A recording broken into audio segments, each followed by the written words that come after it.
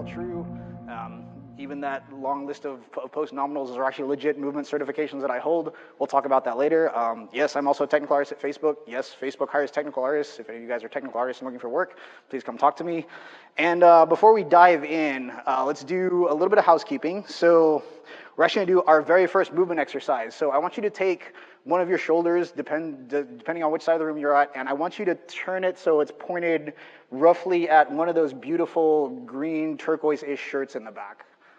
So there we go. Yeah. Okay. Now, whichever shoulder is pointed at those guys. No, stay in that position. Hold that position. Okay. So whichever shoulder is pointed at those guys, I want you to take your hand. I want you to stretch that arm out all the way through the finger. Let's get a nice point at whichever shoulder, whichever beautiful green shirt you're pointing at. Now, I want you guys to repeat after me. You. Come on, you guys, with feeling. You are awesome. Yes, thank you, CAs. You guys are awesome. You guys, in fact, give them a round of applause. So, like I said, I've been speaking here a long time, and this conference would not go off the way it does without those guys. I mean, they're here before we're here. They're here after we're here. They basically do all the micro dirty jobs to make sure that GDC is an awesome conference. So, and help them out, you guys. If they ask you to do something, they're not trying to assert their dominance. They're not trying to get you to respect their authority. They're just trying to make sure the conference runs smoothly. So, and on the flip side, if some of them are students, they're all volunteers. If they come up to you and have questions about the industry, or they want to ask, spend some time with you, give them your ear for a bit. Help them out. And another way you can do that, and I don't have a slide for this, but you guys have probably read it, is follow the code of conduct. GDC has a pretty simple, non-intrusive code of conduct, and it's got a couple points. Like I said, I don't have it here, but I think we could sum it up best in the words of one of the preeminent philosophers of at least my generation, and one of my favorite movie characters, Dalton from Roadhouse, who said, anybody?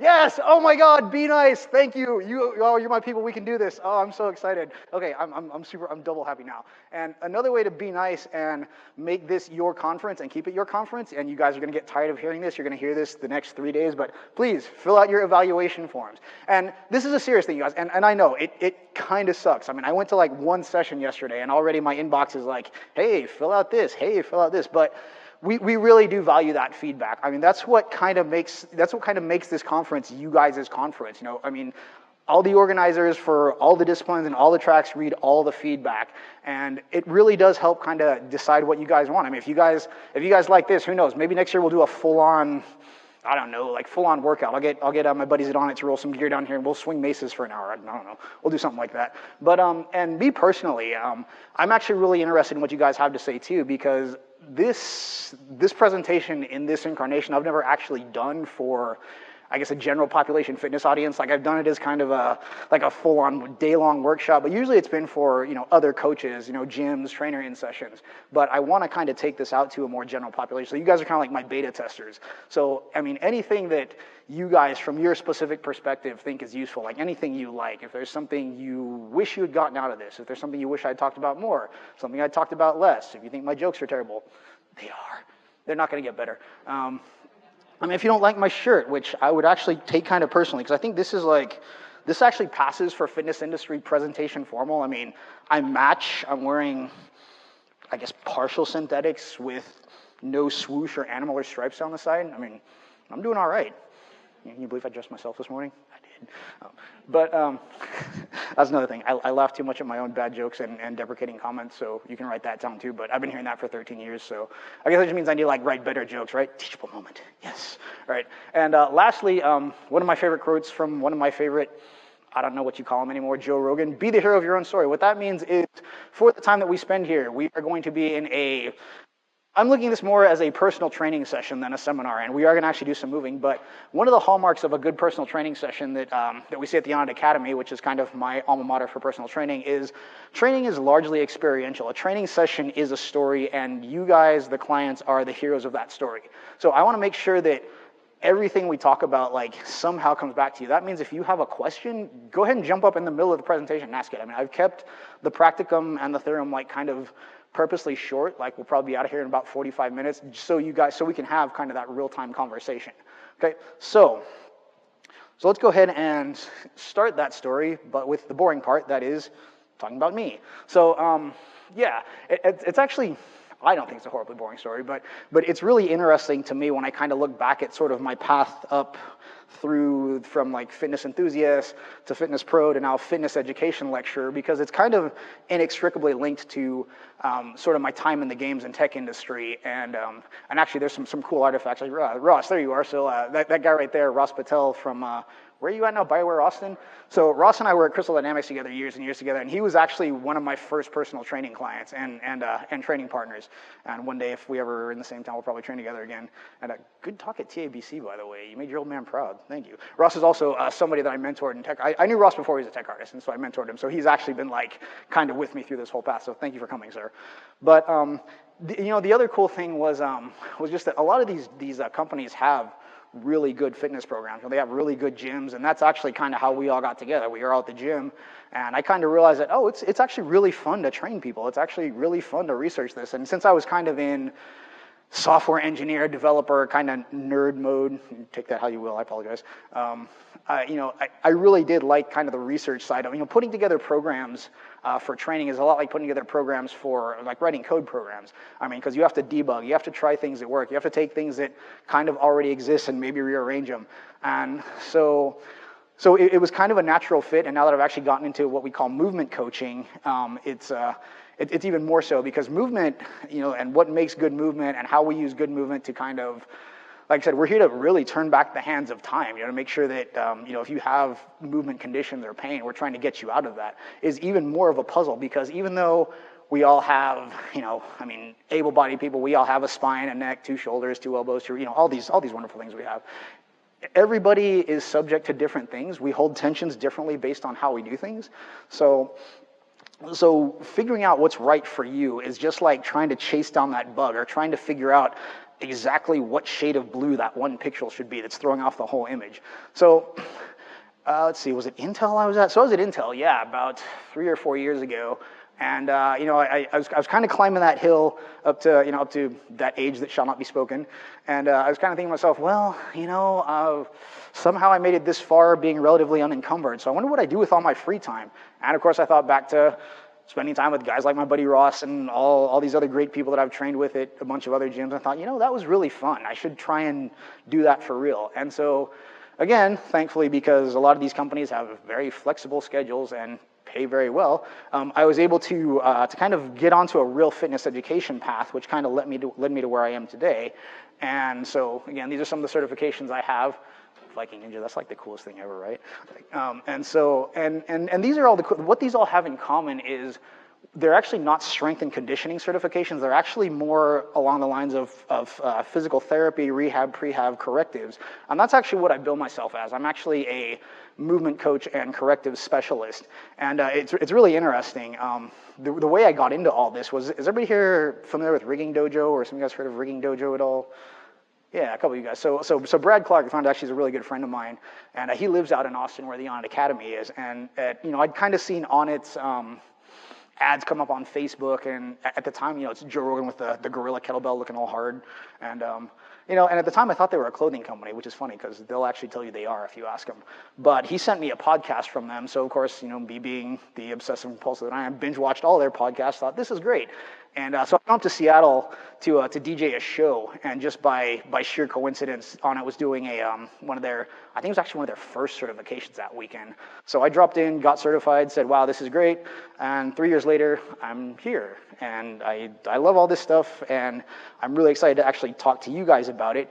And speaking of you guys, let's talk about that. So the interesting thing about the tech industry that I've noticed from as kind of a sort of outsider, not outsider, is there's been this really interesting progression of kind of what what training programs people adopt. I don't know if you guys have noticed this, but like everywhere I've worked, it's like, everybody kind of does a similar training program. For example, when I was at Bungie back in 2007, everybody there was into boxing fitness or MMA, and part of that probably had to do with the fact that, we're in the 434 building at Kirkland, which is right up the street from AMC Pancration, which, if you're a UFC fan, that's where Mighty Mouse does his camps, which is kind of awesome.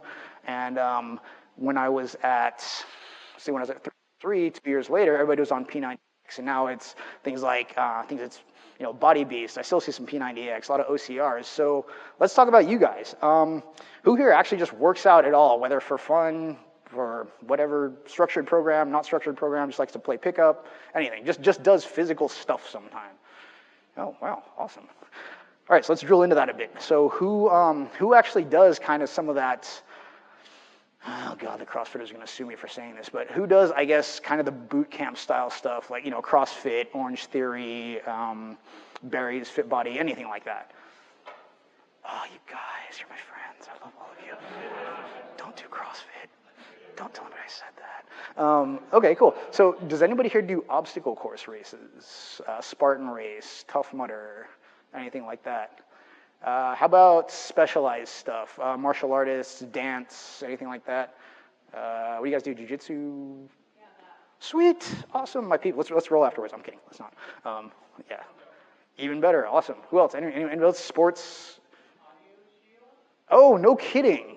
VR guy, VR and exercise. See that to me is like this giant like untapped market, like VR fitness and air. Okay, all right, let's not get started on that because that's what this whole talk is going to turn into. Because I love that. But okay, cool. So what we're saying is though is there was this time in the long ago where software developers, techies, and let's be honest, we were all classified as nerds, right? We were like the guys who sat around and didn't do things. Well, we all know that's BS. So, but like I said, what I think is really interesting is watching the trends that have that I've sort of seen in the industry. And when I step back and kind of analyze what I'm seeing, what I see is a lot of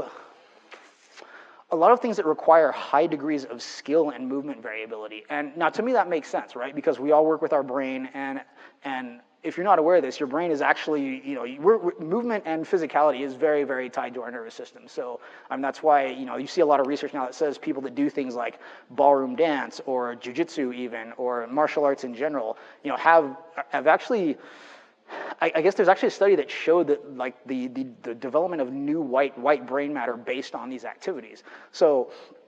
So right off we see that that doing this stuff is obviously good for us on many levels. And like I said, I think that people who use their brains like day to day are more drawn to those activities. Now, good and bad for a couple reasons.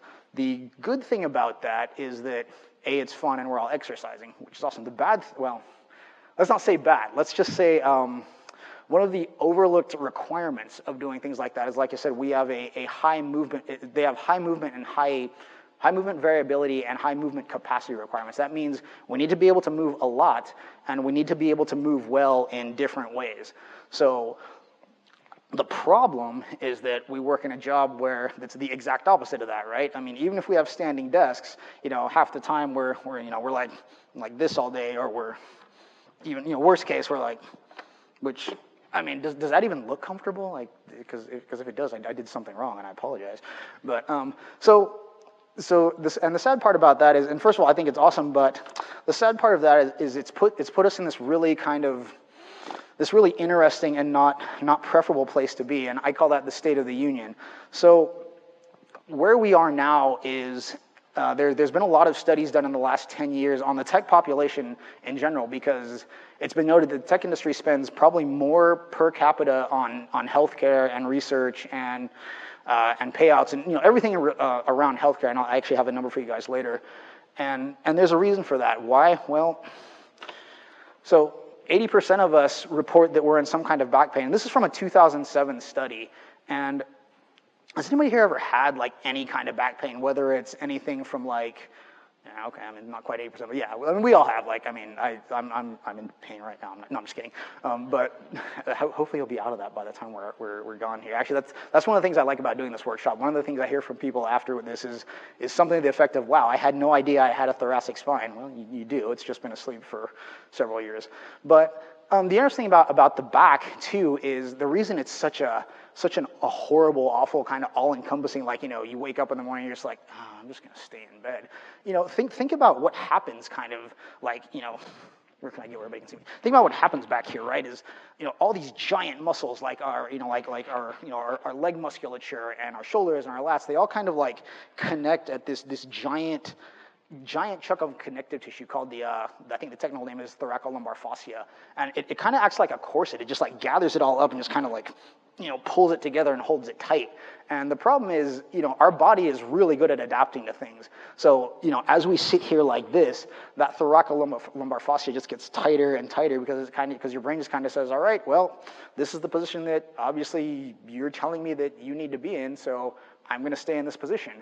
And the back, from a movement standpoint, everything, like I said, everything connects. So all of our movement actually starts from our spine.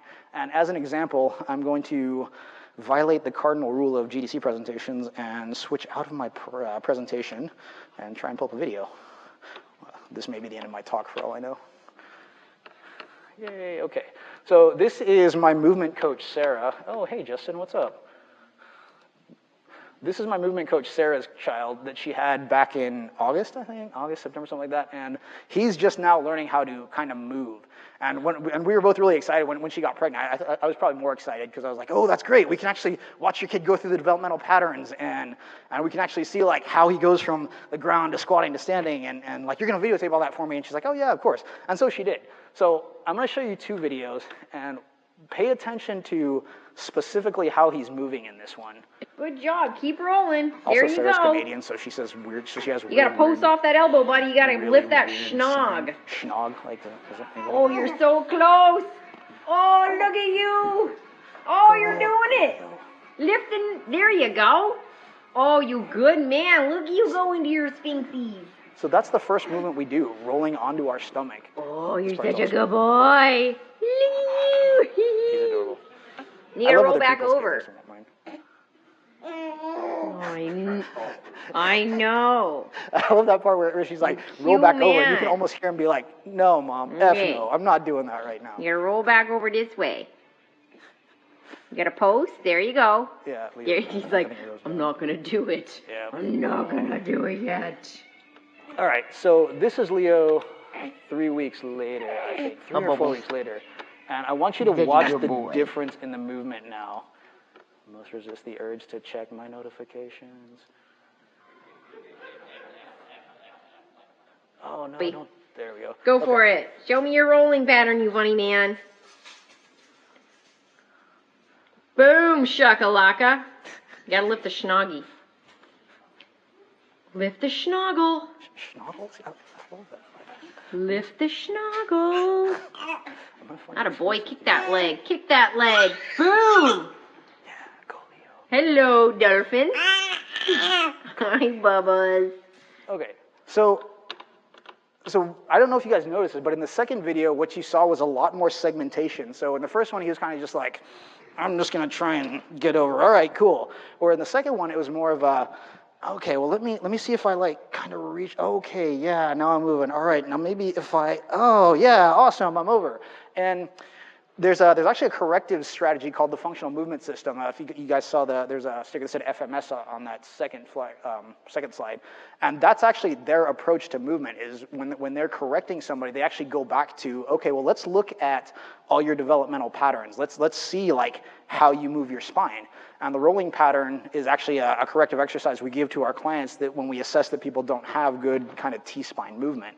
So point being, spine, it is literally the center of our movement. So that's why back pain sucks so bad, is because it literally shuts you down from doing anything else. So that said, this next number will probably make a lot of sense. That is that 45% of us have neck pain. Why? Because A, it's right above our spine, and what do we spend a lot of time doing now since the inception of that horrible devil device called the mobile phone? Do you ever see people like that, like who can somehow just like this part of their neck is almost just like vertical, like horizontal? That's the weirdest thing. It's like something out of like Hellraiser, or I don't know. But that's obviously not good. I mean, there's this stat that says something like, I think it's like every 1 inch or 1 degree of neck tilt adds something like 10 pounds of force to the weight of your head. So if you think about, here I'm neutral, here, I mean, how far forward is my neck tilted? This is like the whole weight of my head is just kind of just cranking on my neck. So even if I'm just standing at the bus for 5 minutes doing that, imagine if I do that during my day for I don't know, 5 or 6 different instances for varying periods of time. Well, yeah, of course your neck's gonna hurt. So I'm not suggesting that you have to go on. Does anybody here know who Kelly Starrett is? He's this movement coach in San Francisco. He recommends that if you check your phone, you should kind of like, you should check your phone like this. Like, I mean, it looks cool, like, and it actually feels really great. But I'm not gonna recommend you do that. But I mean, maybe once in a while. I don't know. So those are some specific instances, but pain in general is actually super prevalent. I think the number that I found, and this actually comes from a study called Voices of Chronic Pain, which is either like the most depressing name for a study ever, or like the most metal like gospel choir mixtape in the world. Like, you be the judge. But 52%. So that's like, who here ever went to like college orientation, right? Like, look to the left of you, look to the right of you. All right, one of those people, it probably has some like incidents of pain. That's really sobering. And specifically, one of the ways that manifests, a couple ways that manifests, is that 6 out of 10 people actually cite having what we call breakthrough pain like once in their life. Now, breakthrough pain is anything from you wake up in the morning and you're just like, oh God, or you're just kind of sitting around, you have that, I call it voodoo doll pain, right? It just feels like somebody just like, you're like, oh wow, I need to stop keeping that voodoo doll in public places, all right. And to kind of give you an idea of how serious that is, those same 6 out of 10 people said, if you were to ask me to, if you were to give me a blanket tax of $1 on top of my income tax, regardless of my whatever percentage I'm paying, I would gladly pay that if it went towards the curing of chronic pain. So I mean, what's so serious that you would actually pay more taxes?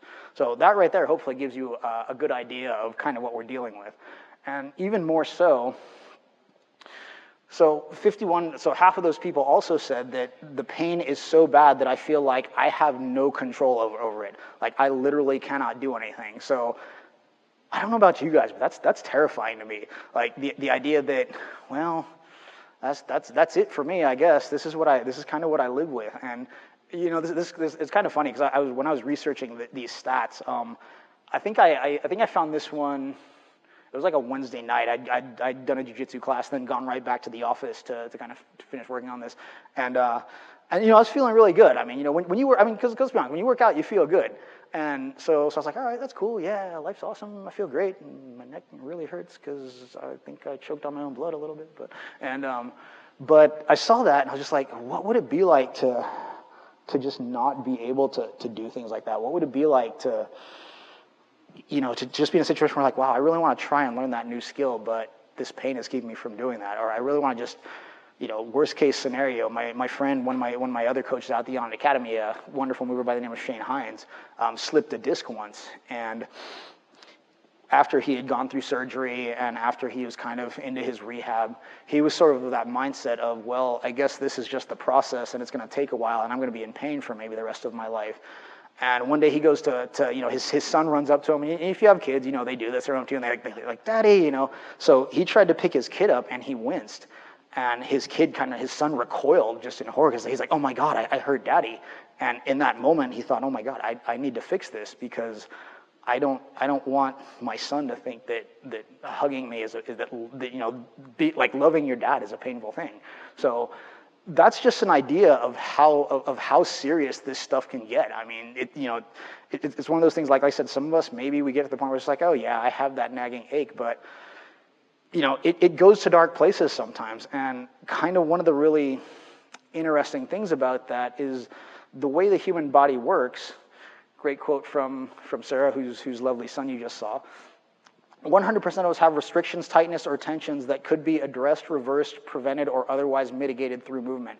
Now, the way the human body works, so back in the day, and by the day I mean like 6 years ago, to give you an idea of how fast medical research is moving now, it's almost like technology, right?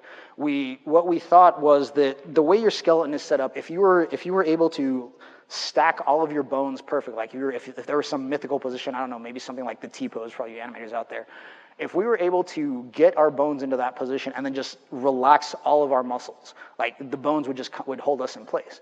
What we know now is, has anybody seen like what we call a tensegrity structure? It's like there's a bunch of like struts and they're held together by cables, and just the tension of the cables kind of holds them in place, but otherwise there's nothing that really anchors them.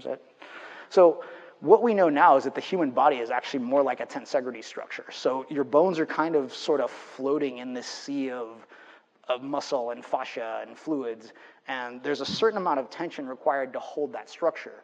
So we're always under some kind of tension. We used to think, well, if we could just figure out that's why massage used to be so popular. We used to just think that like, oh, if we could just relax everything, you'll be fine. Problem is, we know that's not true. The problem is we know we need some of that tension, and not having that tension, for example, if you've ever seen people who are really, really flexible, they end up having joint problems because that tension isn't there. But the problem is, like I said, having that tension means that at some point it can build up if we don't kind of move it around a bit.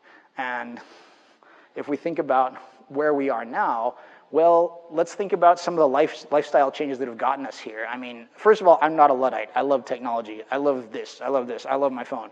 But let's be honest, as these things get better, we're bombarded with all sorts of things that are not good for us. I mean, more blue light, more EMF. Like I said, more time doing this, less time outside. And as our, let's call it, day-to-day technology has gotten better, so has our medical technology, but not necessarily to maybe the best end. For example, nowadays, a serious injury, where do we go from there? We get referred right to surgery, we get referred right to orthotics, and the problem is that may not always be the answer. Back in the day, we were like, oh God, we can't do anything about it. Then we got to this point where it's like, oh great, surgery, we can fix everything. Now we're starting to realize, oh, maybe actually by fixing things, we're just making them worse. Because if we think about it, the human body is incredibly resilient. Guys, anybody here watch the Winter Olympics? Anybody? Winter Olympics? So yeah, I mean, think about those athletes. I mean, this continuum that is, human performance, that whatever this end is and this end is an Olympic athlete. I mean, any one of us can exist along, I was going to say if we're able-bodied, but actually I work with a coach out in Houston who all of her athletes are what we call adaptive athletes. And I'll tell you what, man, when you see a guy who has a wheelchair do more dead hang pull-ups and you can only do one, like, well, right there. So point being that we're so quick to try and apply this giant Band-Aid when maybe we need to like figure out what the foundation of the actual problem is. And one of the big issues with surgery, expressed very well by my buddy Dr. John Russin. So if you injure your right shoulder, you're something like 6 times more likely, it's actually, I think the number's like 66% actually, to re-injure not just your right shoulder, but your left shoulder at the same time. And this is actually played out a lot. Has anybody here ever like torn your knee, ooh. Oh, tell us about it, please. Which one? What were you doing? And there it is, you guys. Usually, and that's the really devious thing about this stuff, right? It's never like, one of my other buddies, a guy named Dr. Dre Spina, who runs a system called functional range conditioning, says, you're always going to regret not training the position that you hurt yourself in. And that's usually how it happens. And it's usually not like, it's not an immediate onset thing. It's a cascade. It's a buildup over time. And the problem with surgery is it puts us in this state where we're told, okay, we're gonna stitch this down. We're gonna tighten it up. We're gonna immobilize everything, and in weeks when we take the cast off, everything will be fine. Well, the problem is we know now that that's not how tissue heals best. It used to be that we thought that because your connective tissue is so has a poor blood supply, unlike your muscles, we thought there's no way to repair connective tissue. What we know now is that your fascia actually is very highly innervated. So there's a lot of nerves that go into your fascia, so it receives electrical stimulation, and it actually holds water very well. So what we need to do is, when you're not moving around, you're actually not providing the stimulus that your fascia needs, to flush out the fluids, like the old fluids that have accumulated toxins, waste products from movement, and let new fluids and movement in. So you imagine you're sitting in a cast for a month. Well, all that connective tissue is kind of growing together, but it's not growing better. And back to the story about my friend Shane. He actually just tore his ACL recently, and actually the story's going to start horribly because he tore one of his ACLs when he was a child, and then he tore his other one when he was an adult. So he's outside that year at least. But The interesting thing was that when he went in to get surgery, his doctor said, the one that you tore when you were a child, I literally can't tell that you tore it, because he'd been doing so much of this movement practice stuff that we're going to go into. And we're actually going into that right now. Actually, a bunch of other slides. But how many people are here? Ooh, way more than I thought. All right. Well, we're going to go ahead and jump to the end and start the movement practice, because, like I said, I want to get you guys out of here a little early. So, disclaimer. I am not a licensed medical professional. I am a certified personal trainer. I'm a certified correctives coach, but you can sue me if you want to. Please don't. None of this is meant to assess, diagnose, or treat any pre-existing conditions. And if you do want to adopt any of this later, please see a PT or an ortho first. Don't go see a general practitioner unless it's to get a referral to a PT or an ortho. But yeah, so the first thing we're going to do is, I'm going to skip through all these numbers. I'll leave them up so you can see them and be terrified, but I don't know what that is. All right, so the first thing we're going to do is what we call a self-check. And this is something you can do anytime you're at work, you're at home, and like I said, this is optional participation. But what I'd like you guys to do is from that seated position. So if you remember that first thing we did, I'd like you to take your right shoulder, and I'd like you to just look over it as far as you can. And as you're turning back, if you ever feel any sort of restriction, kind of breathe into that and see if you can get a little bit more. And work on your proprioception a bit. See how much of your shoulder and your spine you're moving, but see how much you're having to compensate with your hip. Now go ahead and turn back over the other shoulder. And breathe through the movement. Good. Let's go back to the other side one more time. And again, be cataloging where you're feeling tightness. Be cataloging your range of motion, and try and use your breath like to go a little farther if you're not feeling any pain or restriction. Good. And back to the other side one more time, please. Excellent. Yeah, and I see some folks have their arms up here. This is really good. You can, if it helps as a proprioceptor, go ahead and put your kind of your knuckles at your sternum and just use kind of. Yeah, there we go.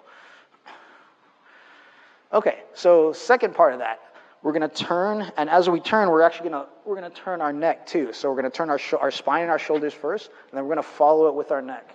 And we're again breathe out and crank your neck as far as you can. Don't crank. God, why do I say that? Don't crank. Thoughtfully turn your head. There we go. And back the other way, please. Very nice. And again, be mindful of where your neck is pulling. Like, are you feeling it in your scalenes? Are you feeling it in your traps? Are you feeling it? Heck, if you're as jacked up as I am, you might feel it down into your quadratus or your hips. But, sir, it's not normal, but it does happen though. I mean, because if you think about, so your neck is interesting, right? Because you have these two giant muscles here that kind of run, that sort of attach here, like along your clavicle, and also attach kind of back here on your traps and rhomboids. And that all kind of, and then there's some stuff here that kind of runs out of that down into your ribs, right? That's like your serratus and stuff like that. So that's the fascinating thing about all this. All this stuff is connected. So yeah, like I said, you might, and that's why we're doing this slowly. Everybody remembers elementary school PE. We do this sort of thing.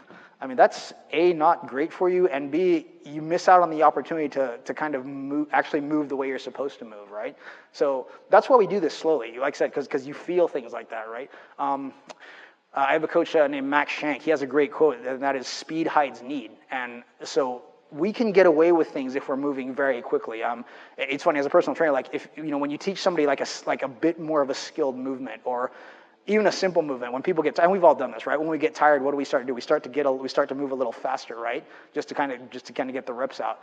Well, that's because our brain is saying, oh my God, we need to just do whatever we can to do the movement. If we think about back to the Olympics, and we think about Olympic athletes, right?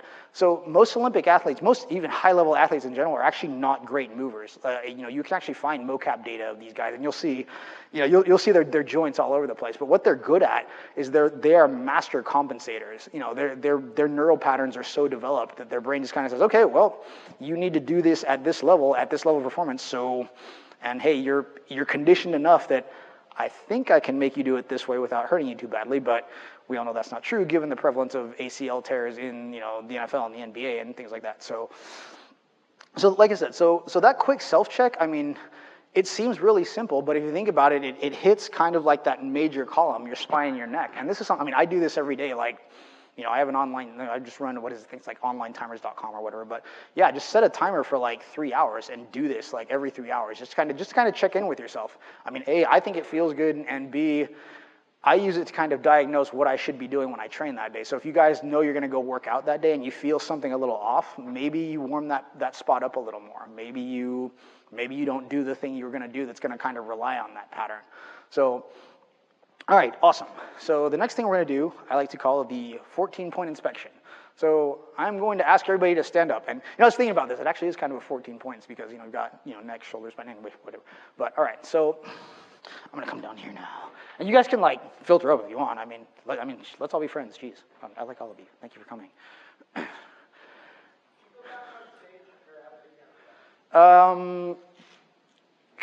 Could I not?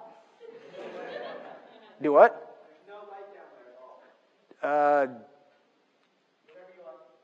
Okay, cool.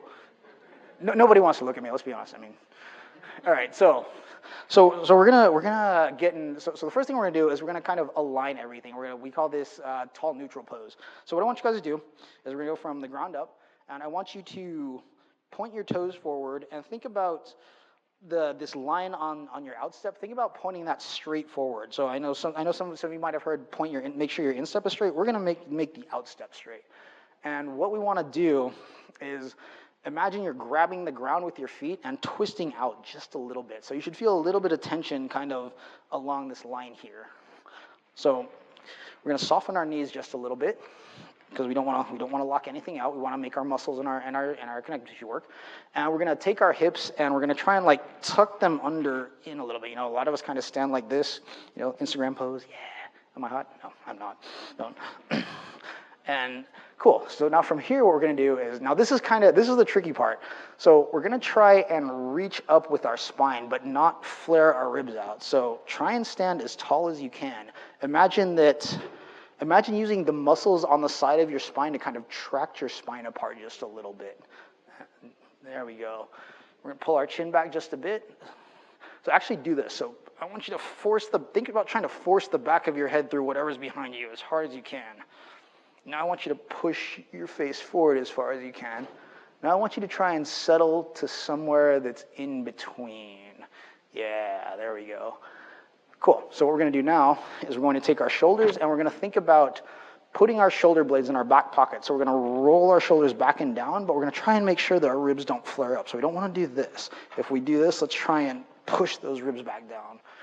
Excellent. Now we're going to take our hands down at a 45. And we're just going to we're going to reach out through our fingers, kind of like we did like that first drill. We want to feel a little bit of tension. So this is what we call, this is almost a perfect H-kin, physiological alignment. So, and this is a position you practice it for like a month, when you're, and not actually, just like when you're standing waiting for the bus, when you're at the gym, just kind of check in with yourself. Just say, oh, am I, and you'll be surprised at how natural this comes. All right, so from here, we're going to start from the spine out. So we're going to take our hands, we're going to put them here. And we're going to do a variant of that first thing we did, except we're going to move a little faster. So we're going to think about moving our spine, and we're going to try and make sure that our hips don't go along for the ride. So we want to make sure that our hips stay in place and just move from our T-spine up. And we're going to use our fists at our sternum to kind of make sure that we're not reaching. So our fists should stay on our sternum the whole time.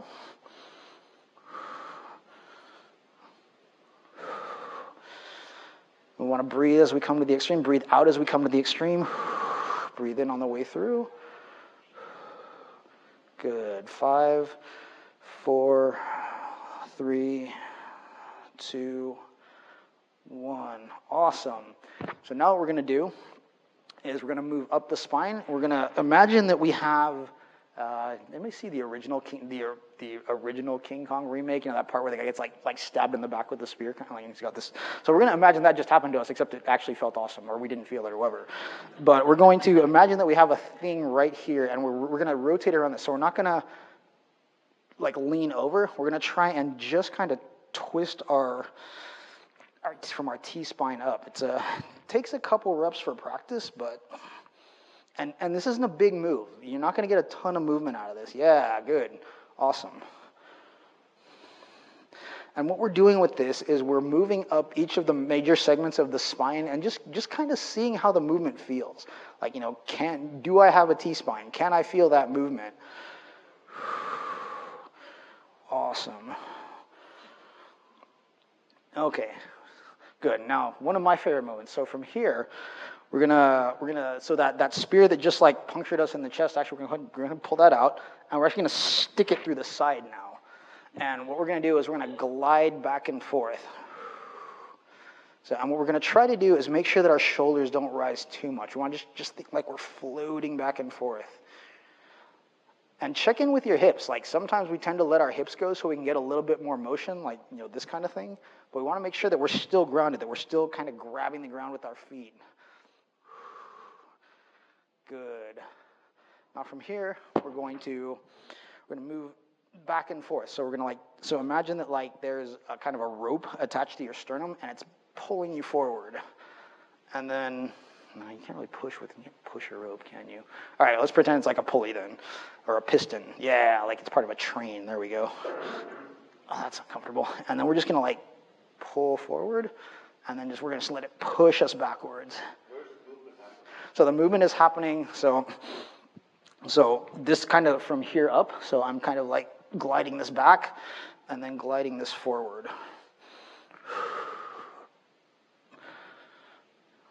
Yeah, you got it. All right. So now we're going to put those two together. This is really fun. So we'll segment it first. So let's go ahead and glide forward first. Now let's glide to your right or your left, whichever. Now let's glide back.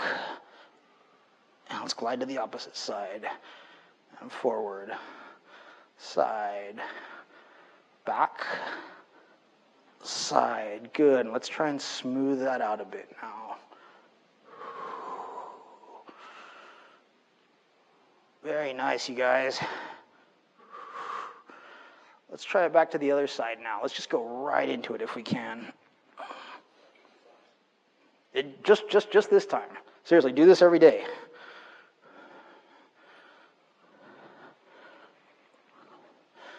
Good. All right, so the neck.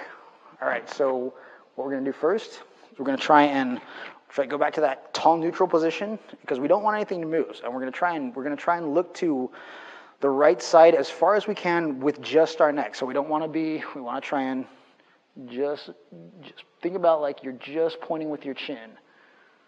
And we're going to look back the other way. Good.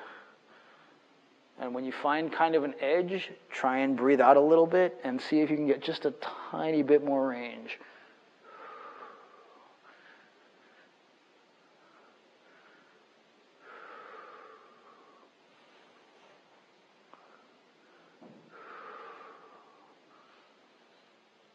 Good.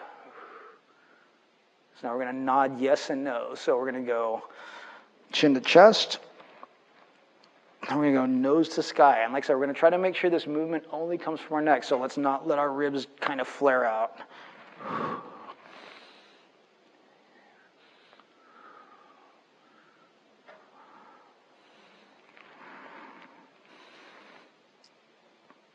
Good. All right, so we're going to go ahead and look forward. Now we're going to try and touch our ear to our shoulder. And again, try and make that motion, try and localize that motion to your neck as much as you can.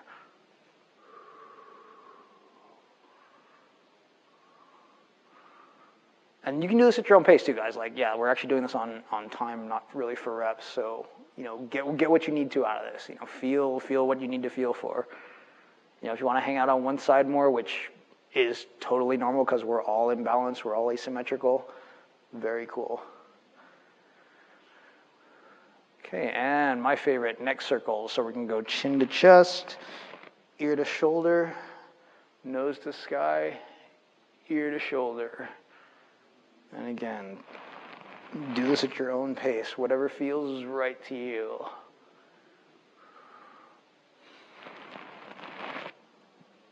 I need to shave that thing, jeez. You know what? let's let it run. Yeah, you know what? I'm cool with that. And back the other way. Wait for it. Oh, there it is.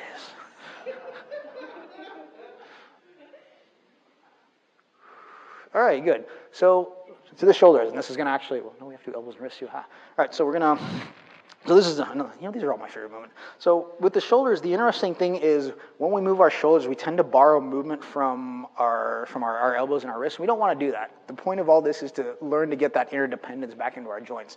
So imagine that you're holding swords or TV remotes or something that you hold like this, Vive controllers for you HTC guys, and point your thumbs at the floor and try and not hard lock your elbows out, but try and make sure they don't bend too much. And we're just going to like try and roll our shoulders without bending our elbows.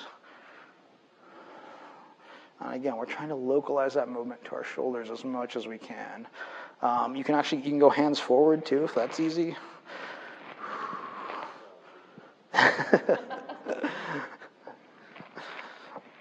Let's go back the other way.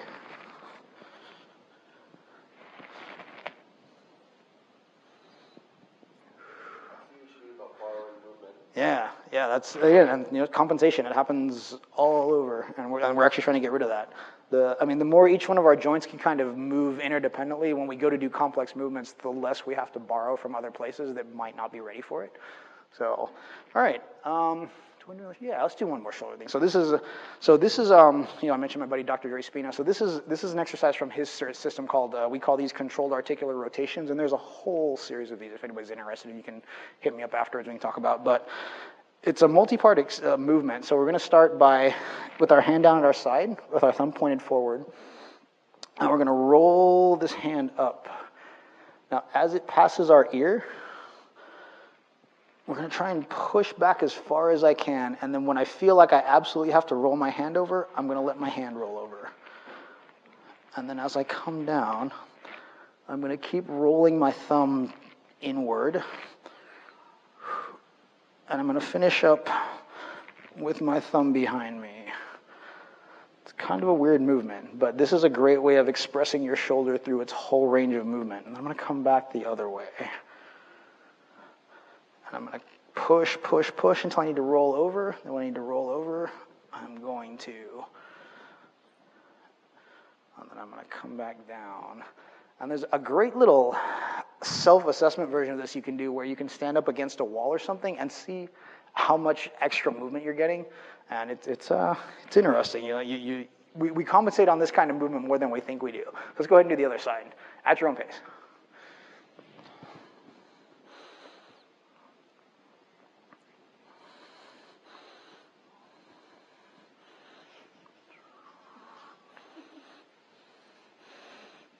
Yeah, it's interesting how far, you're trying to keep it in we think we're actually keeping it on a plane, but we're actually kind of out here somewhere realistically.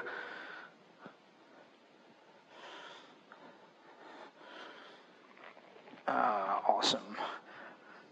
All right, let's move on to the elbows. So we're going to hold our hands out, thumbs in, and what we're going to do is we are going to roll our thumbs in, point at myself. I'm the man, yes I am. And then we're going to roll our elbows in. We're going to extend, roll over, extend. Good. Let's do that. Let's just do that for a bit. Let's just hang out here for a bit. Yeah.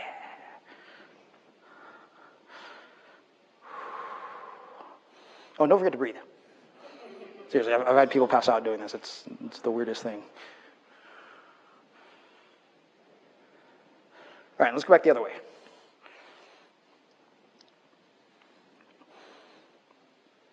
And if you're old like me, you'll hear things crack and pop, and that's fine.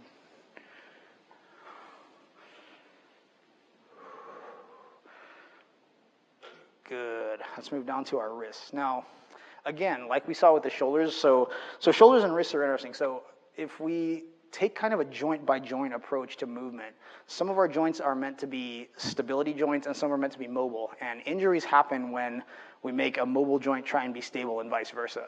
So that's why when we're moving our shoulder, we saw that borrowing. That's because That's because we're starting to juxtapose those roles. The wrist is the same way. When we move our wrist, a lot of times we'll start borrowing movement up the chain. So what we want to do here is we actually want to block our elbows with our body. So yeah, zombie pose. And actually, you can even do this one-handed too, if it's tough, you can actually block further. But let's just try it here. So what we're going to do is we're just going to move our wrists up or down, and we're going to try and squeeze your fists. Like, see how far you get if you squeeze your fists, and see like where your fists start to open up when you're kind of moving up and down.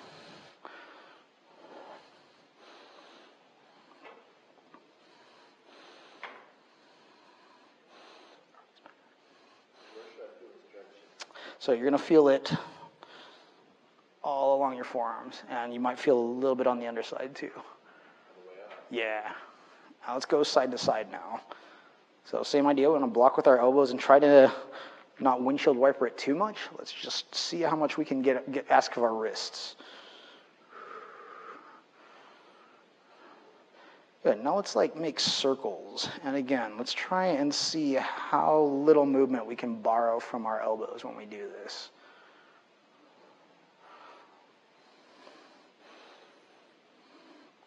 Now let's go back the other way.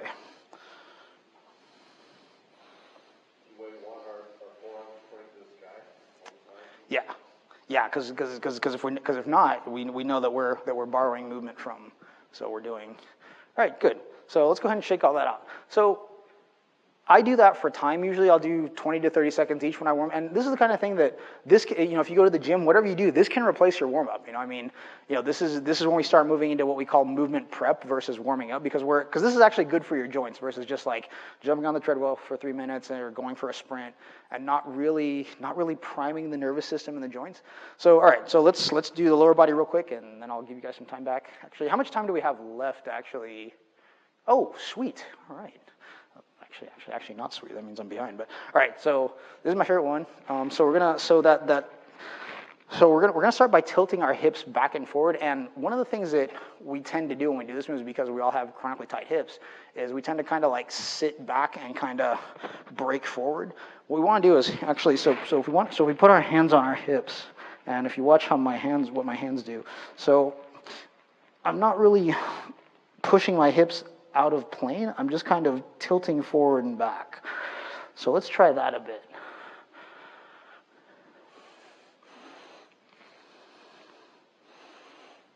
If you're like me and have chronically tight hips, this will be a lifesaver.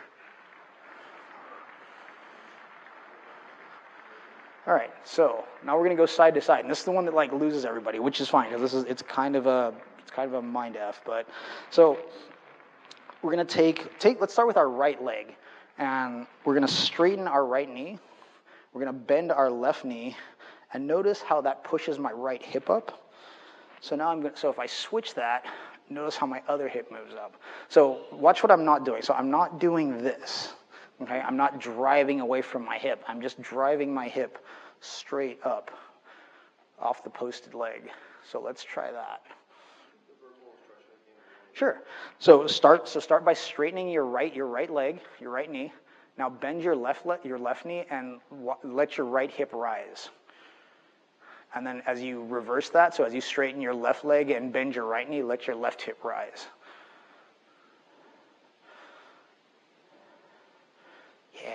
All right. Yeah, you guys got this. Awesome. So now we're going to put those two together. So we're going to go right hip up.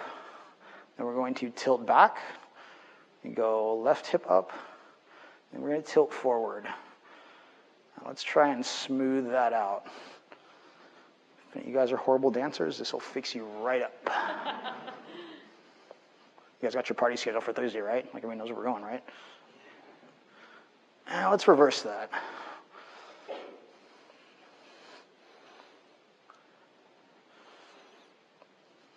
It's only weird if you make eye contact, I promise. HR, oh God. Do we have HR for GDC? Am I allowed to say that? Lord. All right, good. So let's move down to the knees. You guys have all seen this movement before. It's, oldie goodie. We call it the Tootsie Roll. We're gonna add, so it's basically, it's this thing right here. So we're gonna modify this a little bit and make it a little bit of an ankle exercise too.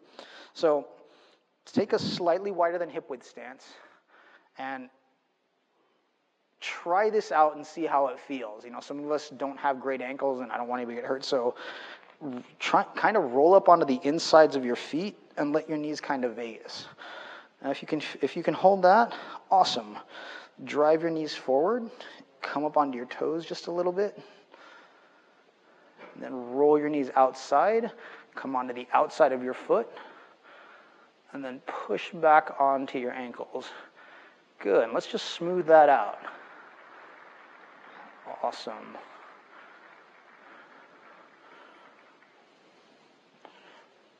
And again, try and be mindful. Try and feel where your balance is, where it isn't. Try and feel your knees, and let's reverse that too. Awesome.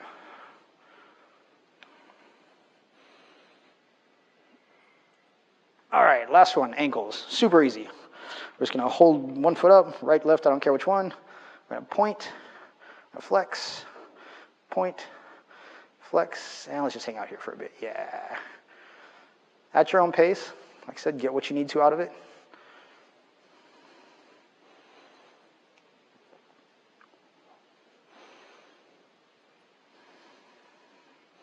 Good, and now we're going to scoop. So we're going to scoop to the inside, to the outside, inside, same idea. Your own pace, get what you need to out of it.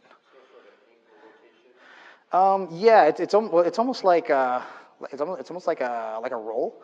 So you're not actually rotating side to side. It's like, you know, if there's kind of like a z-axis here, you're kind of wanting to twist along that, or whatever axis is forward in your system, I guess. Like, tech art joke, don't laugh, please.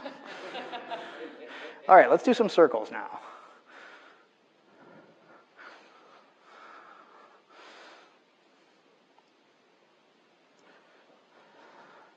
And again, this one's interesting because watch where your movement breaks down. Watch if and find for points where you can't necessarily move through smoothly. And let's go back the other way.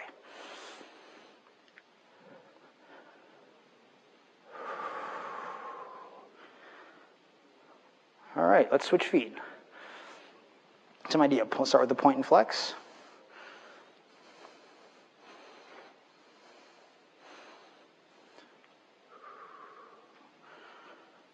Let's go side to side. Scoops.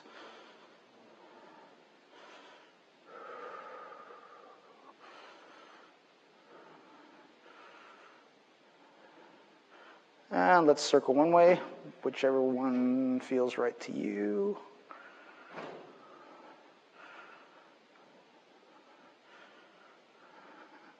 And back the other way.